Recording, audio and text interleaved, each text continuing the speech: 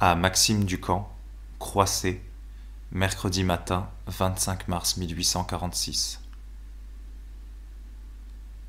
Mon cher vieux, je n'ai pas voulu que tu vinsses ici, j'ai redouté ta tendresse. J'avais assez de la vue d'Amar sans la tienne. Peut-être eusses-tu été encore moins calme que nous. Dans quelque temps, je t'appellerai et je compte sur toi.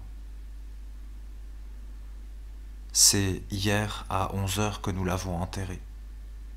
La pauvre fille. On lui a mis sa robe de noces avec des bouquets de roses, d'immortelles et de violettes. J'ai passé toute la nuit à la garder. Elle était droite, couchée sur son lit dans cette chambre où tu l'as vue faire de la musique. Elle paraissait bien plus grande et bien plus belle que vivante, avec ce long voile blanc qui lui descendait jusqu'aux pieds. Le matin, quand tout a été fait, je lui ai donné un long et dernier baiser d'adieu dans son cercueil. Je me suis penché dessus, j'y ai entré la tête et j'ai senti le plomb me plier sous les mains. C'est moi qui l'ai fait mouler. J'ai vu les grosses pattes de ses rustres la manier et la recouvrir de plâtre. J'aurai sa main et sa face. Je prierai Pradier de me faire son buste et je le mettrai dans ma chambre. J'ai à moi son grand châle bariolé, une mèche de cheveux, la table et le pupitre sur lequel elle écrivait. Voilà tout. Voilà tout ce qui reste de ceux qu'on a aimés.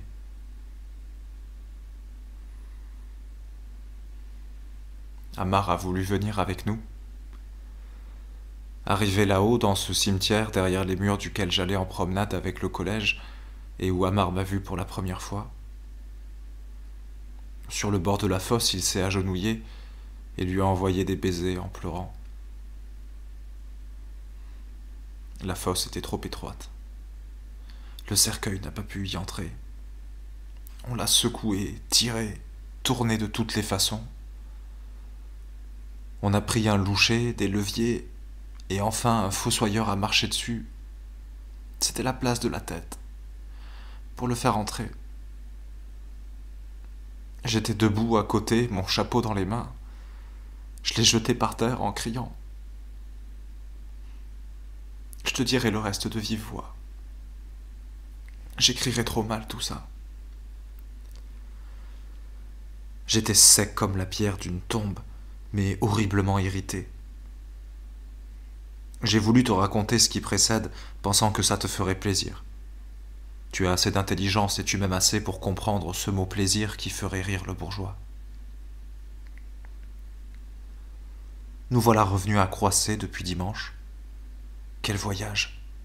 Seul avec ma mère et l'enfant qui criait. La dernière fois que j'en étais parti, c'était avec toi, tu t'en souviens? De 4 qui y habitaient, il en reste 2.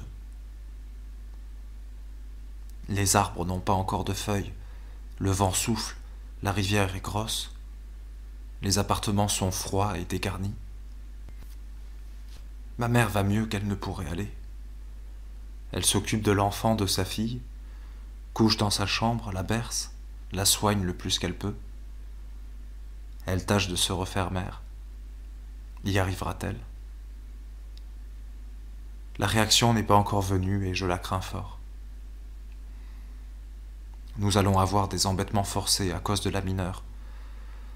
L'arrangement à l'amiable n'est plus possible. Il faut que la justice s'en mêle. En admettant qu'on se dépêche beaucoup, nous n'en serons pas quittes avant 3 mois. Il faut aussi, et c'est le plus pressé, que nous cherchions un logement à Rouen. Je suis accablé, abruti. J'aurais bien besoin de reprendre une vie calme, car j'étouffe d'ennui et d'agacement. Quand retrouverai-je ma pauvre vie d'art tranquille et de méditation longue? Je ris de pitié sur la vanité de la volonté humaine quand je songe que voilà 6 ans que je veux apprendre le grec et que les circonstances ont été telles que je n'en suis pas arrivé au verbe. Adieu, cher Maxime. Je t'embrasse tendrement. Il va sans dire que cette lettre est pour toi seul et que tout ce qu'il y a n'en doit pas sortir.